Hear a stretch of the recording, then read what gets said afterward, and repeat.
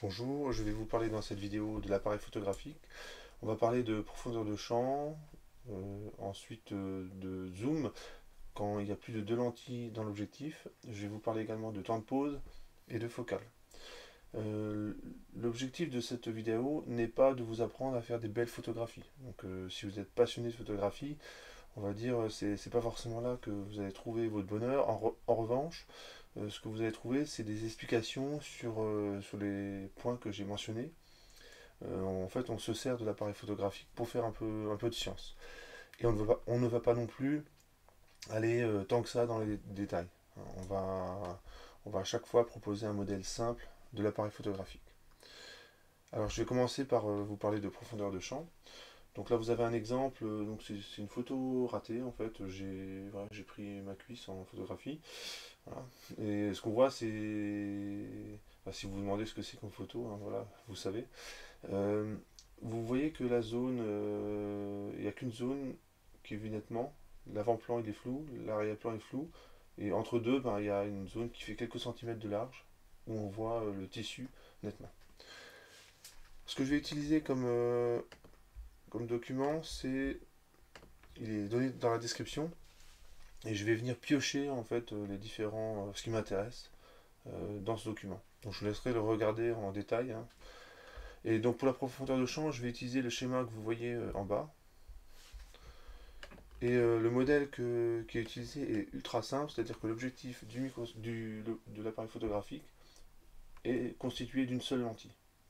Voilà, donc on verra que déjà là, il y a un petit peu de calcul, mais ça va suffire pour pour capturer l'essentiel du, du problème enfin du problème, c'est pas forcément un problème, du fait que on ne voit nettement que dans une zone restreinte quand on prend une photo. Alors, donc là, vous avez la lentille. Le capteur, il est à ce niveau-là, au niveau du petit trait noir. Et un pixel du détecteur. Donc, c'est tout petit. Et donc, il est à ce niveau-là. Et et l'objectif, c'est de déterminer la distance A2 à 1 là où on voit nettement les objets. Alors, je vais refaire le schéma et puis le commenter au fur et à mesure que je le fais, que je construis. Alors, on commence par se donner un axe optique.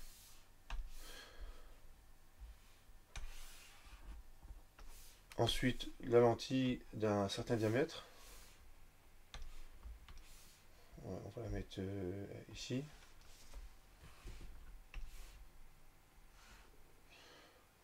C'est à peu près bien centré. Donc là, c'est important le diamètre de la lentille, hein. C'est-à-dire que la lentille s'arrête vraiment à ce niveau-là.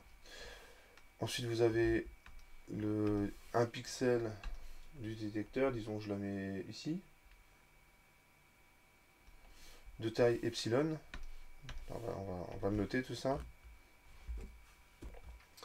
Voilà. Et ce que je vais considérer qu'une image est nette si tout rayon qui part d'un point, qui passe dans la lentille, arrive uniquement sur ce détecteur. Donc par exemple, si vous avez ceci, des rayons qui font ça, c'est bon. C'est bon parce que, alors je n'ai pas encore représenté d'où ils venaient, mais dans ce cas-là c'est bon. Et ces rayons, ils proviennent, euh, disons, de ce point-là.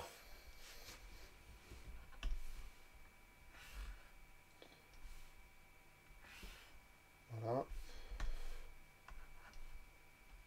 Et je vais appeler ce point 1.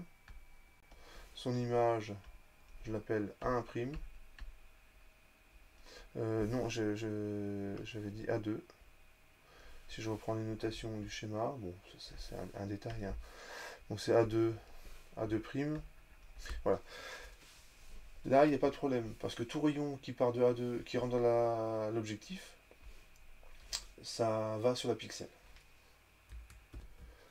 Alors, je vais maintenant considérer un autre objet, donc je vais le prendre allez, en rouge. Imaginons que les rayons, cette fois-ci, toujours partant de ce bord-là, ça va ça. Alors la fin des rayons là, évidemment ça s'arrête hein, puisque ça arrive sur le détecteur. Donc je mets en pointillé. Et les rayons avant la lentille, ils venaient, disons, d'ici. Donc le schéma, je me préoccupe pas trop de la position exacte de 1 à 2. Donc à ce niveau-là, mon schéma est certainement pas correct, mais c'est pas grave. Ça va pas m'empêcher de faire des calculs. Voilà. Donc ce point que j'appelle A1, c'est bon aussi. On voit que tout rayon qui part de A1, qui va dans la lentille, arrive sur la pixel. Donc il est vu nettement. Ça veut dire que la zone qui est nette, elle est, on va dire, je vais le mettre en bleu ici. Voilà, là c'est flou.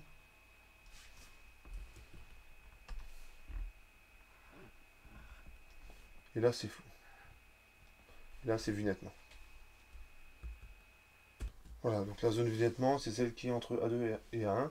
Ce que j'aurai également besoin, c'est du point A, on va dire qui est exactement bien placé. C'est-à-dire que les rayons, ils arriveraient exactement au centre de la pixel. Donc je vais aussi considérer ce rayon-là. Donc du coup, lui, il serait à peu près, voilà, à peu près au milieu. Donc ça donnerait ceci. Voilà, donc là j'ai à peu près tous les ingrédients. Ce que je vais faire, c'est appliquer Thales dans des triangles semblables qui apparaissent dans ce schéma. Et ensuite, je vais aussi avoir besoin d'appliquer la relation de conjugaison de Descartes pour A1 vers A1', pour A2 vers A2'. Alors j'ai pris la relation de conjugaison de Descartes. Ça doit aussi marcher si je prends la relation de conjugaison de Newton. Donc, mais là, il faut bien évidemment faire un choix. On va commencer par écrire Thalès. Alors les triangles que je vais utiliser, je vais les mettre en gras, comme ça vous allez bien les voir. Je vais prendre celui-là. Voilà, celui-là. Et le deuxième triangle, c'est celui-là.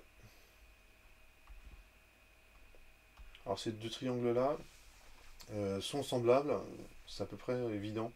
Ça, je ne vais pas détailler. Et j'ai juste pour appliquer Thalès, je vais utiliser des... Je vais nommer différents points sur la figure pour m'y retrouver. Voilà, je pense avoir mis à ces deux points. Donc là, c'est O, B, C, A'. Et ah oui, il manque ce point-là que j'appelle E. La lettre D, elle est déjà utilisée. Donc dans les triangles O, A2' qui est ici, B, et A2', A', C, on va pouvoir écrire Thalès. Voilà, donc je ne vais pas donner le bon triangle, donc c'est G, B, A2', A2', C, H. Ça donne cette distance, epsilon, sur cette distance grand D. Ça vaut cette distance-là. Donc cette distance-là, c'est OA' moins OA2'. Donc c'est OA' moins OA2'. Vous remarquez que j'utilise les valeurs algébriques. Ça c'est positif, donc ce qui est à droite, ça doit être également positif. Sur OA2'.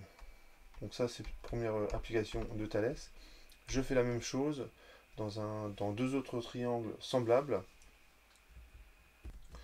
Voilà, donc j'ai pris un petit peu d'avance pour la rédaction. Donc cette fois-ci, je vais appliquer Thalès dans les triangles. Donc c'est BG A1' et A1'HC, c'est les triangles qui sont là. Donc vous avez celui-là. Cette fois-ci, je vais en A1'. Et l'autre triangle, il est là.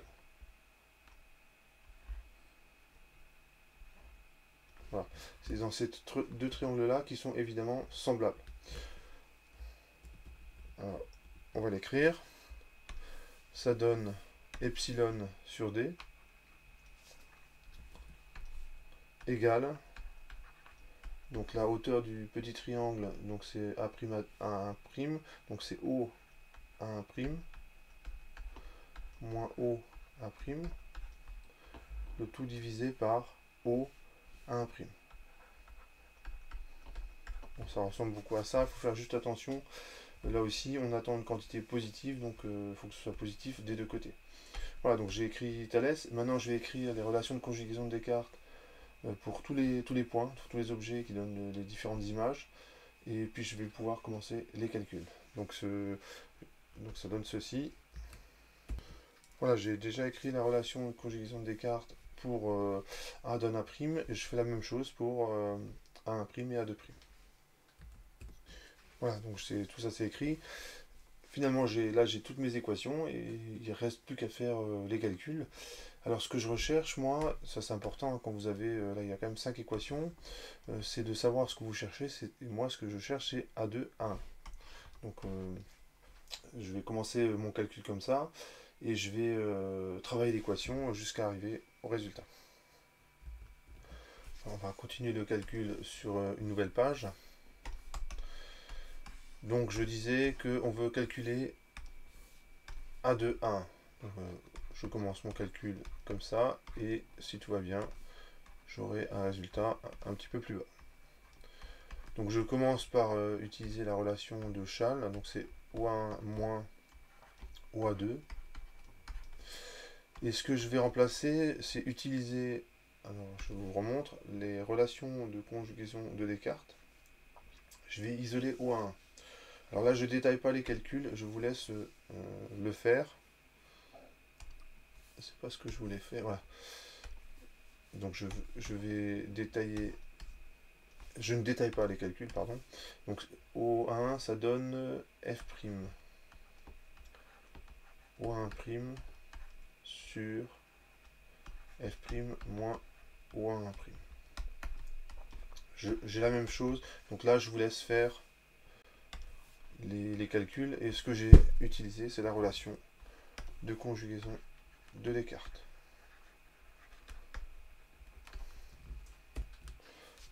Donc ce que j'ai utilisé, c'est les relations ici et ici. Comme ça, je vérifie bien il faut que j'utilise toutes les relations. Hein. C'est important. Si j'en ai oublié une, c'est que c'est pas bon. Hein. C'est que, a priori, j'ai oublié un ingrédient. Je vais modifier cette équation. Donc ce que je vais faire, c'est diviser en haut et en bas multiplier en haut et en bas par 1 sur O1'. Donc je vais réarranger un peu cette expression. Donc le calcul n'est pas spécialement simple, hein. Le fait de travailler avec des fractions, ça a tendance à compliquer les calculs. Donc là, il faut y aller doucement, hein, et puis ça, en général, ça passe. Voilà, donc ça donne cette ligne-là. Et maintenant, je vais continuer à travailler mon équation. Alors, je vous cache pas que le calcul, je l'ai bien préparé avant, hein, pour que ce soit assez fluide dans la vidéo. Je m'y suis repris à plusieurs fois, je vous l'avoue, pour que que ça donne ce résultat-là. Mais c'est que du calcul, hein, il ne faut pas non plus. Alors voilà, je vais multiplier en haut et en bas par OA'. Hein, il se trouve que quand on fait ça, c'est pas mal. Donc là, je mets OA1' fois F' sur OA'. Donc j'ai bien multiplié par la même chose en haut et en bas. Je pourrais la simplifier et je retrouve l'expression qui est juste au-dessus. Là, moi, quand je fais ça, l'avantage, c'est que je suis à peu près sûr de ne pas faire d'erreur de calcul, hein, quand on procède de la sorte. Donc, je fais la même chose ici. Alors, pourquoi je fais ça? Parce que le terme que je vais encadrer en rouge, celui-là, en fait, il apparaît, et celui-là aussi, apparaissent respectivement dans les deux théorème de Thalès que j'ai appliqué précédemment. Je vais vous montrer ça. Si vous regardez, ici, on a une simplification. On a OA' sur OA2' moins 1. Ici, on a 1 moins OA' sur OA1'. Et donc, du coup, je vais pouvoir remplacer dans les calculs. Voilà, donc j'ai recopié les deux expressions de Thalès en les modifiant comme il faut. Alors ça donne, quand on remplace f', 1 sur, je remplace ce terme là, c'est donc 1 moins epsilon sur d, f' sur moins 1, et je fais la même chose avec l'autre terme. Voilà, donc j'ai écrit l'équation. Donc là, bon, on voit quand même que c'est un calcul qui est un peu fastidieux. Alors peut-être qu'il y a une façon de le mener qui est plus élégante. Mais bon, voilà, je rappelle, c'est que du calcul. Donc il suffit juste de bien se fixer l'objectif et d'utiliser les relations au fur et à mesure et tout va bien. Donc là, ce que j'ai utilisé maintenant, c'est les deux relations qui sont là. C'est pour les deux Thalès. Donc dans pas longtemps, je vais utiliser ça. Et puis je les aurai toutes utilisées. Et effectivement, je me rapproche du résultat. Donc là, on va travailler un petit peu. Je vais mettre au même dénominateur. Et je vais réarranger un petit peu ces termes-là. Donc ça donne l'équation, ça donne le résultat suivant. Donc on a f'. Je mets au même dénominateur. Donc ça fait 1 plus epsilon sur grand D. Voilà, j'ai déjà réécrit écrit les numérateurs. Donc ce terme-là, il se retrouve... ce terme-là se retrouve là, celui-là il se retrouve là, attention au signe moins, il faut mettre une parenthèse. Et maintenant je vais multiplier les deux parenthèses, enfin, les deux dénominateurs. Voilà, j'ai réécrit les dénominateurs, donc ce que j'ai distribué le f' sur a' dans les parenthèses. Donc ça fait 3 termes. Le moins 1, je l'ai mis au milieu. Donc normalement ça donne ceci, je vous laisse... non, normalement c'est bon. Et ce que je remarque, c'est que cette fois-ci, ce que j'encadre en rouge, en fait, c'est f' sur OA. En fait, j'utilise la troisième relation de conjugaison de Descartes. Si vous regardez cette relation de conjugaison de Descartes, je la multiplie par f'. Du coup, il y a 1, je le passe de l'autre côté. Le 1 sur OA, le f' sur OA, je le passe à droite. Et donc, vous remarquez que ça fait bien ça. Et donc ça, c'est égal à f' sur OA. Idem, ici. Et là, je me rends compte que j'ai oublié une valeur algébrique. Ici aussi. Et du coup, ça va se simplifier un petit peu. Je remarque également que le moins 1 qui est là va simplifier avec le plus 1, puisque le signe moins qui est ici, je le distribue dans la parenthèse. Donc ces termes-là, ils se simplifient. Ce que je remarque aussi, c'est que lorsque je distribue le f' sur OA' dans la parenthèse, ici, bon,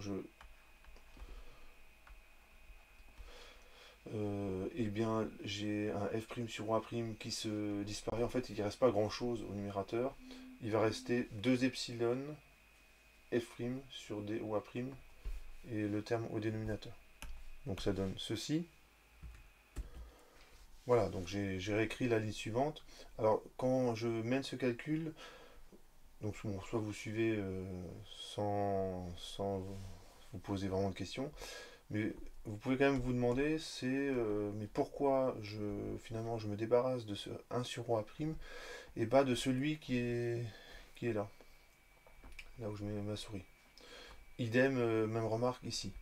En fait, la raison, c'est que après, ça va bien s'arranger si je le laisse comme ça. Donc c'est tout l'art, parce que à un moment donné, comme je vais arriver à une expression qui est un petit peu compliquée, je vais pouvoir faire une simplification. Et je trouve que ça marche bien comme ça.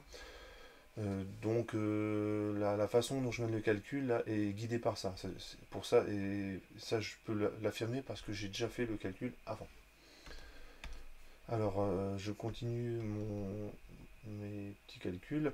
Le f' il est au carré.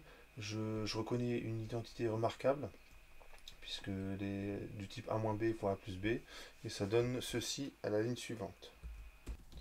Voilà, j'ai écrit là, je suis arrivé à l'équation suivante. Et je rappelle que tout ça, c'est A2, A1. J'ai pas dévié de mon objectif. Et ce que je fais ensuite, c'est je multiplie par OA' ici. Et je mets donc au carré ici. Et le f' carré, je vais le passer au dénominateur du dénominateur. Et je vais tout rentrer dans la dans cette formule là, et normalement ça devrait bien s'arranger. Voilà, pour expliciter un petit peu le calcul, j'ai réécrit partiellement cette équation. Le OA' qui est là, on retrouve là, le 2 epsilon, le grand D, et le OA' carré sur f' carré, je l'ai mis là. Donc vous voyez que le f' carré, il est passé au dénominateur du dénominateur. Et maintenant je vais le rentrer dans la parenthèse. Donc tout calcul fait, ça donne ceci. Voilà, on arrive à la fin du calcul. J'ai ceci. Ici on reconnaît l'inverse du grandissement. OA' sur OA. Et là j'ai l'epsilon sur D. Donc je vais m'arrêter là. C'est le résultat qui est normalement dans le document. Il est ici, le résultat. Petit d, ce que j'appelle petit d en fait c'est OA'. Donc j'ai exactement le bon résultat. L'expression n'est pas spécialement sympathique. Hein, ce qu'on peut regarder, c'est des dépendances qui sont à peu près évidentes. C'est que la profondeur de champ, donc la distance, la longueur de la zone qui est vue nettement, elle augmente avec epsilon. Mais ça c'est normal, c'est si vous prenez des pixels qui sont grandes, bon, vous aurez moins, en fait l'image étant moins résolue, elle a plus de chances d'être nette. Finalement une image, vous allez voir les défauts d'une image, surtout s'il y a beaucoup de pixels. Dans le moindre flou en fait vous allez le voir. C'est inversement proportionnel au diamètre de la lentille. Ça veut dire que si vous prenez une lentille qui est trop grande, ça va augmenter, enfin trop grande, qui est grande, vous allez avoir une profondeur de champ qui va diminuer. Donc ça peut être un effet qui est recherché, ou pas. Le problème, c'est que si vous voulez une profondeur de champ importante, donc un grand D, donc prendre une petite lentille, le problème c'est que vous aurez peu de lumière qui rentre dans votre objectif. Donc ça, tout ça, c'est un petit peu embêtant.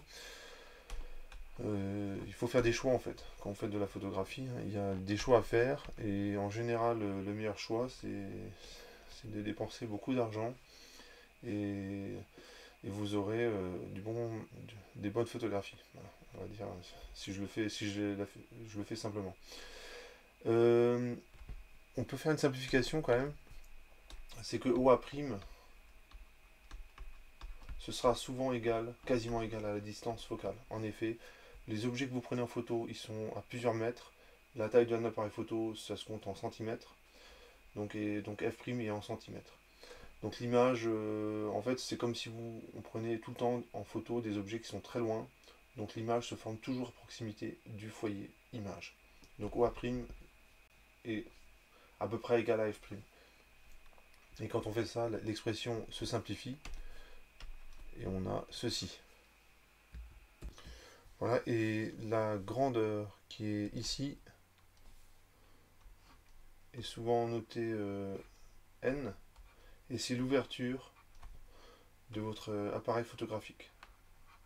Donc ça fait partie des paramètres que l'on peut régler sur les appareils, on va dire haut de gamme. Hein. C'est un paramètre, il suffit de tourner un bouton ou une molette et on change l'ouverture. Et donc on change, hein, ce que vous remarquez, c'est que la profondeur de champ est proportionnelle à l'ouverture de votre appareil photo. Donc si vous prenez une grande ouverture, vous aurez une image qui sera beaucoup plus nette sur une plage beaucoup plus grande, contrairement à une petite ouverture. Voilà, donc voilà pour ce calcul. Dans cette formule-là, la dernière que j'ai obtenue, on peut encore faire une simplification. Si vous avez un epsilon sur D qui est vraiment petit, c'est-à-dire que si vous avez une taille de pixel qui est vraiment très petite. Donc très petit, c'est on commence à compter en microns, allez 5 microns on va dire. Grand D qui est de l'ordre de 1 ou 2 cm on va dire. Ce terme-là, il est vraiment petit. Non, même si vous prenez des objets qui sont en photo, des objets qui sont relativement éloignés, en fait c'est ce terme-là qui domine. On peut faire une petite application numérique hein, pour que vous imaginiez. Si je prends epsilon égale 5 microns, grand D, on va dire allez, 1 cm, ça fait le epsilon sur D, ça vaut. Voilà, donc j'ai déjà estimé le epsilon sur D, je trouve 5 10-4. Donc j'ai pris 5 microns et 1 cm. 1 cm c'est 10-2 mètres. Donc c'est bon, on va dire c'est petit. Maintenant on va estimer l'autre terme, f' sur a. Donc là, la focale typique, allez, je mets 50 mm. Quand on fait de la photographie, enfin si vous en faites un petit peu, ça doit vous parler. J'ai pris une valeur moyenne. OA c'est typiquement, je prends des objets qui sont à quelques mètres, donc allez, je prends 5 mètres. On va dire que je suis quasiment dans ce cas-là. C'est la photo typique. Et ça donne quoi ça? Ça donne 10-4. Donc ça fait... ah oui, donc du coup en fait il est beaucoup plus petit. Je dis des bêtises alors... non, 10-2, voilà. Je ne sais plus calculer. 10-2, je me disais bien. Voilà, je préfère. 10-2, 5, 10-4, voilà, et quand je mets au carré, donc ce terme-là, vraiment, vraiment, il domine.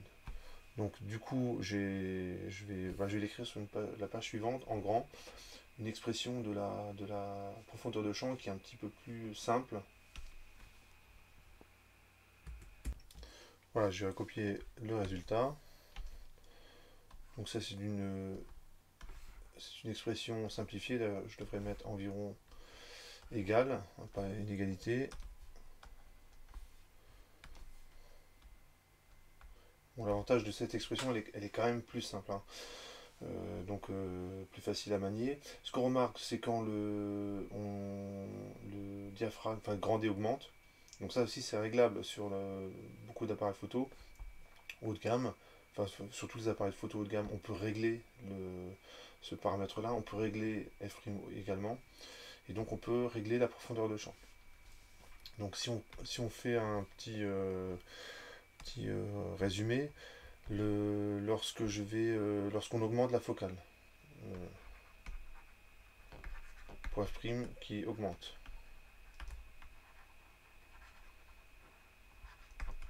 Donc vous avez l'objectif ici. Alors ce qui se passe, c'est lorsqu'on augmente la focale, en général, l'objectif il change de taille. Hein, les lentilles en fait s'éloignent. Et la zone que l'on voit nettement, donc lorsque j'augmente f', ici on voit que la zone qui est vue nettement, ici elle est, on va dire, très grande, ici elle est moyenne, et ici elle est vraiment toute petite. Hein, lorsqu'on augmente f'. Pour D constant. Lorsque D est constant. On peut aussi regarder lorsque on garde f' constant et on fait varier le grand D, donc il y a plus ou moins de lumière qui va rentrer dans l'objectif. Donc cette fois-ci, on a ceci. Donc je ne modifie pas f', donc c'est le même réglage pour la focale, donc c'est la même longueur. Et cette fois-ci, lorsque j'augmente D, en fait là, plutôt lorsque je diminue D, on va dire ça comme ça, donc pour D qui augmente après tout, qui augmente, et f' cette fois-ci est constant. La zone qui est vue nettement lorsque D augmente, on regarde l'expression, la profondeur de champ elle diminue. Donc D-augmente, ça veut dire quoi? Ça veut dire que ici vous avez le diaphragme qui est quasiment fermé. Il y a peu de lumière qui rentre dans l'appareil photo. Là c'est un petit peu plus ouvert.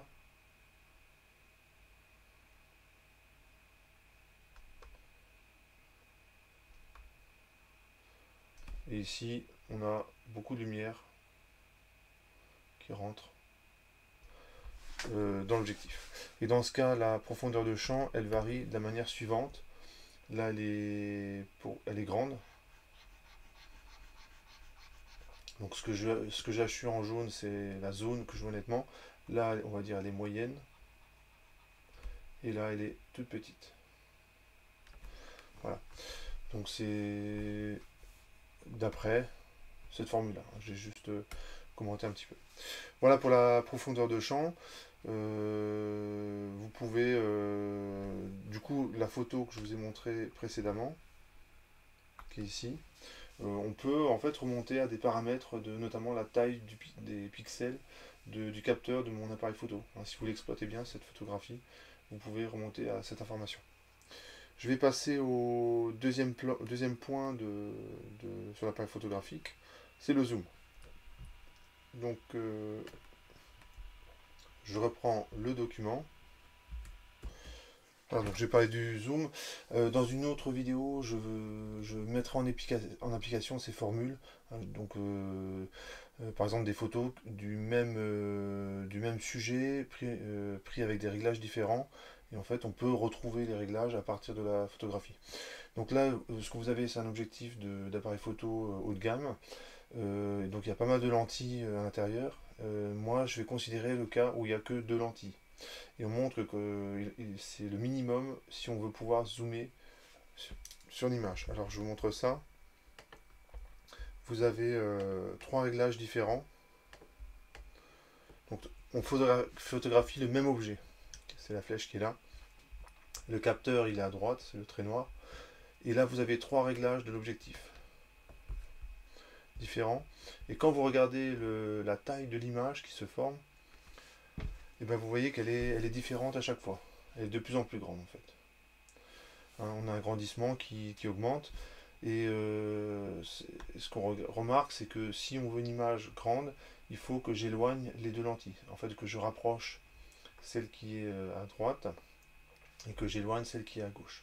Hein, et vous savez, quand vous manipulez ce genre d'appareil photo, lorsque vous changez les réglages, eh ben vous avez les lentilles, ça peut changer la taille de l'objectif.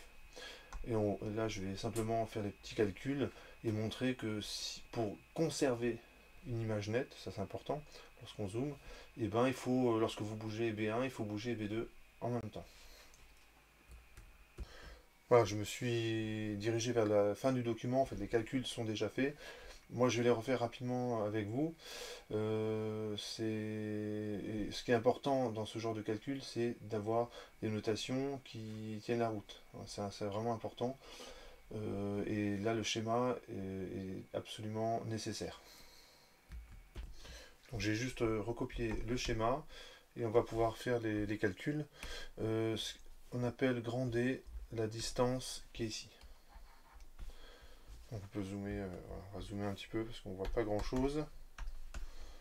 Donc j'appelle grand D ces distances-là, B1 et B2, c'est respectivement la première et la deuxième lentille.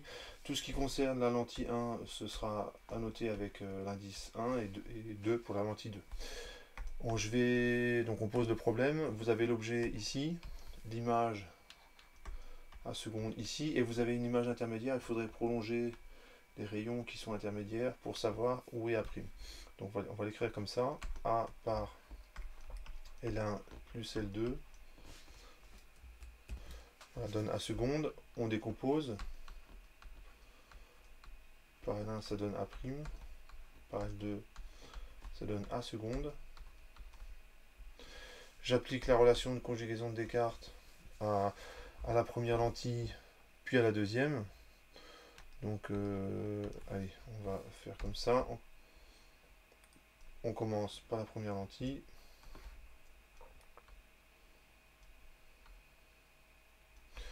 Et ça donne ceci. 1 sur O1 A' moins 1 sur OA égale à 1 sur, je mets F1'. Et je fais la même chose pour l'autre lentille. Donc cette fois-ci, je suis ici.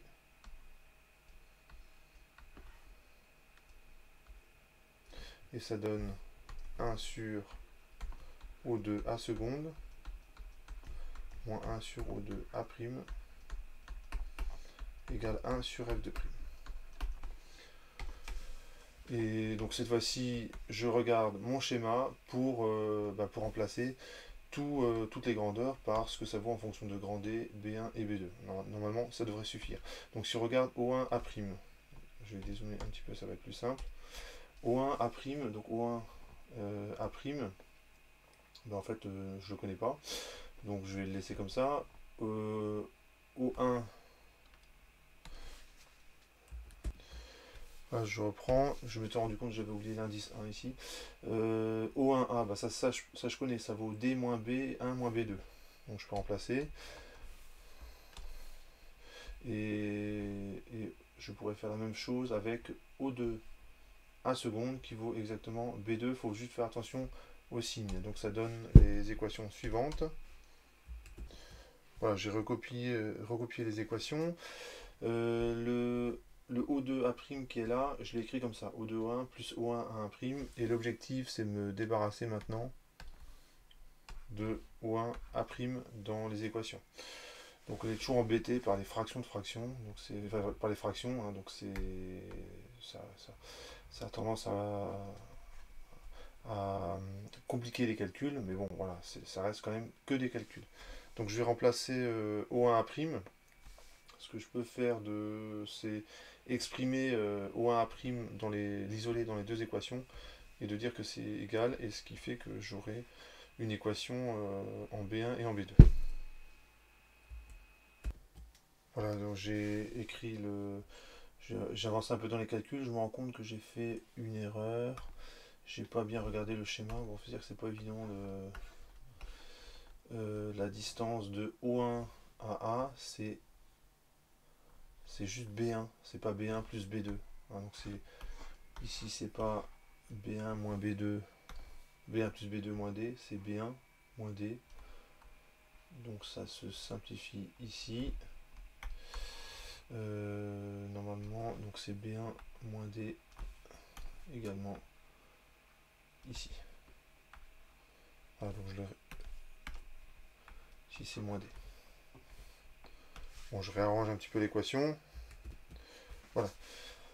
Donc normalement c'est bon. Ensuite, je dis que ces deux quantités sont égales. En fait, j'élimine O1A' et ça me donne l'équation suivante. Donc là encore, c'est pas mal de calculs.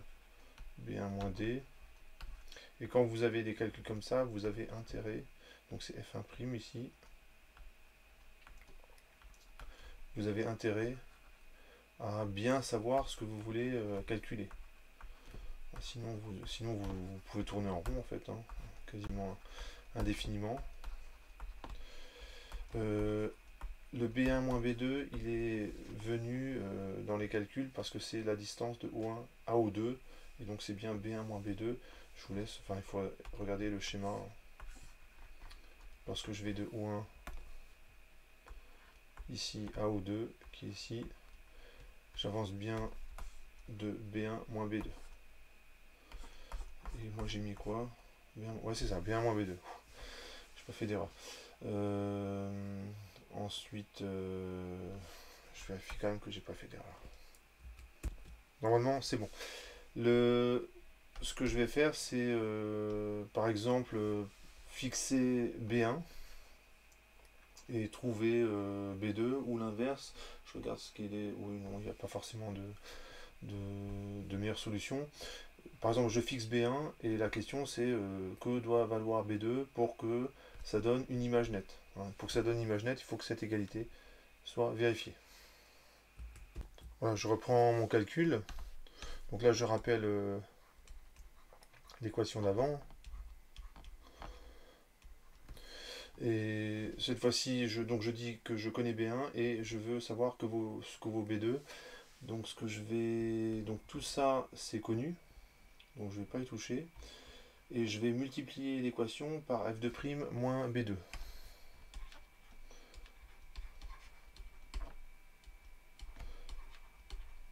Et ça donne ceci. Voilà, donc on voit déjà un petit peu. Donc connaissant B1, ben on peut calculer B2.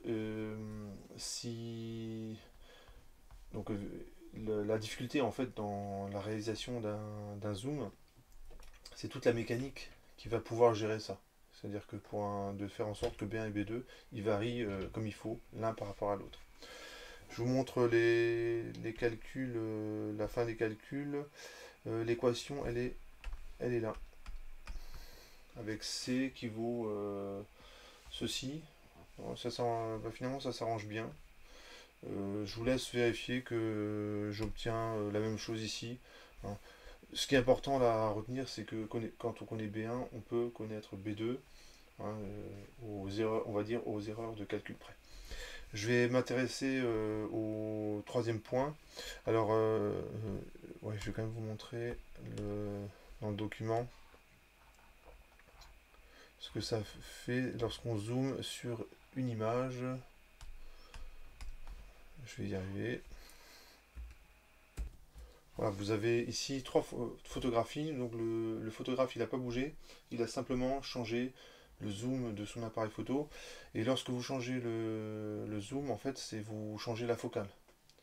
Donc ici on a 105 mm de focale, puis 50, puis 18 mm. Donc là c'est ce que je vais vous en parler dans un instant de la focale de l'appareil photo. Ça fait partie des paramètres importants quand on fait de la photographie. Hein, tous les gens qui font de la photo, ils savent de quoi ça parle. Je vais maintenant m'intéresser au temps de pause. Donc le temps de pause c'est plutôt à la fin du document. Là vous avez des exemples de photos qui sont clairement surexposées là à droite là, et sous-exposées à gauche.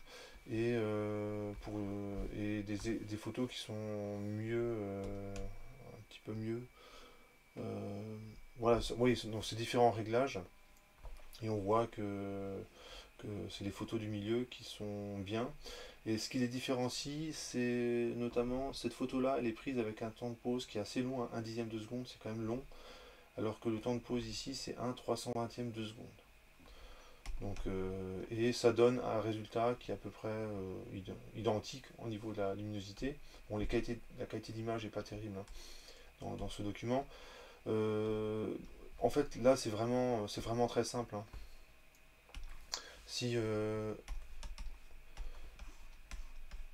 vous avez l'objectif qu'on peut modéliser par une ouverture de diamètre D, donc on va dire, voilà, là c'est très schématique ce que je vais faire. Donc vous avez l'objectif, voilà. L'objectif, on va dire que c'est une lentille. Vous avez l'axe de la lentille qui est ici, diamètre grand D. Et donc la surface de la lentille, elle varie en D carré. Donc allez, je mets varie en D carré. Alors pour un même flux lumineux entrant, donc je le schématise comme ceci, hein, donc vous avez la lumière qui arrive avec une certaine puissance que je note P, donc c'est en watts par mètre carré. Et bien l'énergie qui rentre dans votre appareil photo et qui va aller sur le capteur hein, pour former l'image, ça va être proportionnel au temps de pause. Donc je l'appelle taux fois la puissance qui traverse la lentille. Et c'est rien d'autre que P fois la surface. Hein, donc ça s'exprime cette fois-ci en watts. Et lorsque je multiplie par un temps, ça s'exprime en joules. Et en fait, l'impression de votre capteur, hein, la quantité d'énergie qui va dessus, ça va conditionner en fait l'éclairement global de votre photographie. Hein, plus ça c'est grand, et plus votre photo sera surexposée. Plus E est petit, et plus la photo sera sous-exposée. Donc on s'arrange toujours finalement pour que ça ce soit constant, hein, puisqu'on ne peut pas changer le capteur sur un appareil photo.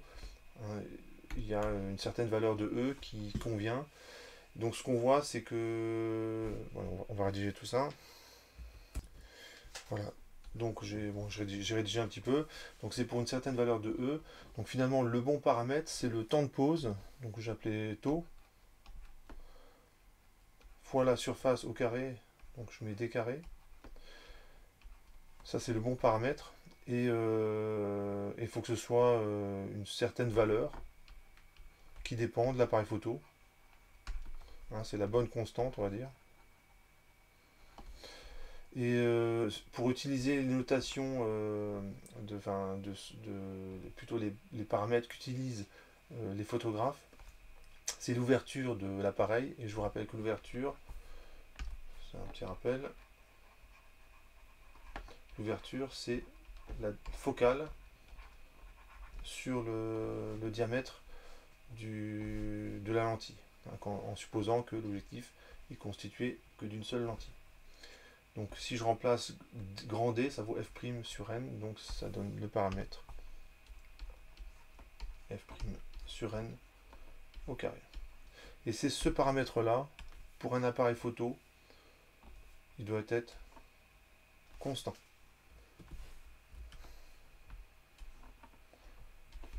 Voilà. Donc quand vous choisissez le temps de pause, hein, suivant ce que vous voulez faire comme photographie, donc ça, là vous avez le choix, hein, sur les appareils haut de gamme, et ben il faudra adapter votre focale et votre ouverture pour que tout ça ce soit à peu près toujours la même valeur. Sinon vous aurez des photos qui ne seront pas exposées correctement. Voilà pour ce point-là. Il me reste à voir la focale. Et je toucherai un mot, je vous dirai un petit mot, je peux le faire tout de suite, sur l'effet de flou. L'effet de flou, il est vraiment relié au temps de pause, hein. Là, vous avez, alors bon, je suis désolé pour les photographies, et puis en plus, là, le sujet, c'est une voiture, ça doit dater un petit peu.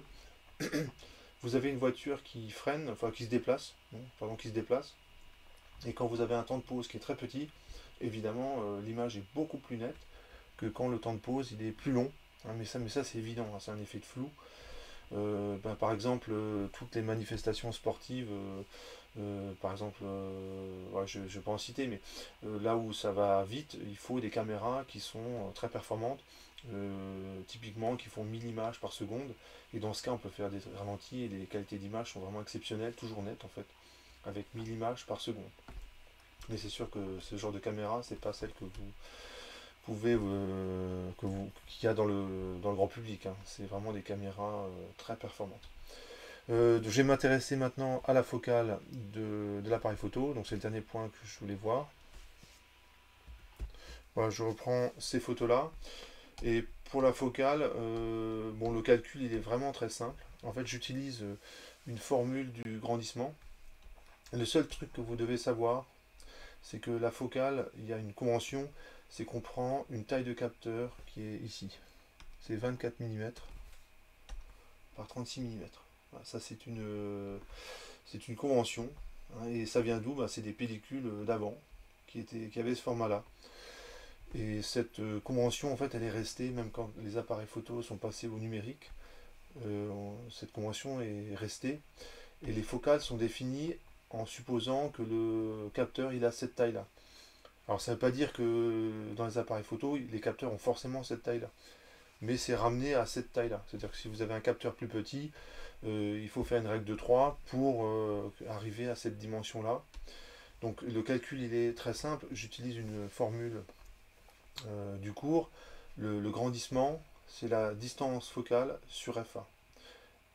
F, je vous rappelle, c'est l'objet, le foyer objet de la lentille. Il est très proche de l'appareil photo. Donc quand vous prenez par exemple une photo comme ça, que l'objet que vous photographiez il y a une vingtaine de mètres, et on peut dire que FA, où A c'est l'objet, c'est aussi la distance entre l'appareil photo et l'objet. Et le grandissement, bah, c'est quoi? C'est la largeur du champ de vision sur, enfin plutôt c'est la taille de l'image, donc 36 mm, c'est ce qu'on voit ici, sur la largeur du champ de vision en mètres. Il n'y a plus qu'à isoler f' dans la formule, et vous avez ceci. Voilà, donc c'est vraiment tout simple. Vous pouvez, comme ça, bon, dans cet exemple-là, on peut déterminer la focale qui vaut à peu près 105 mm ici, 50 mm là, 18 mm là. Donc dans une autre vidéo, je ferai des exemples hein, où justement on va calculer la focale d'une photographie. Alors je voulais juste faire une remarque, c'est ce que vous pouvez aussi faire. Hein, il y a cet exemple simple, en fait c'est une bête, en fait c'est une règle de 3 ce truc-là. Hein. C'est pas plus compliqué que ça. On peut quand même, dans certains cas, faire mieux que ça. Donc là, je fais référence à une autre vidéo où, lorsque vous avez un rectangle dans une image, que vous connaissez les dimensions du rectangle, et ben vous êtes capable de remonter à pas mal d'informations sur la prise de vue, notamment la position de l'appareil photo par rapport au rectangle dans l'image, son orientation, ainsi que sa focale. Donc si vous prenez une photographie, on va dire, voilà, ça c'est une photo, et que vous avez un rectangle, enfin vous avez un objet qui est rectangulaire dans la photo, donc par exemple, ouais, je trace un rectangle quelconque, alors le rectangle évidemment, il n'apparaît pas rectangulaire. Hein, il y a un effet de perspective qui apparaît.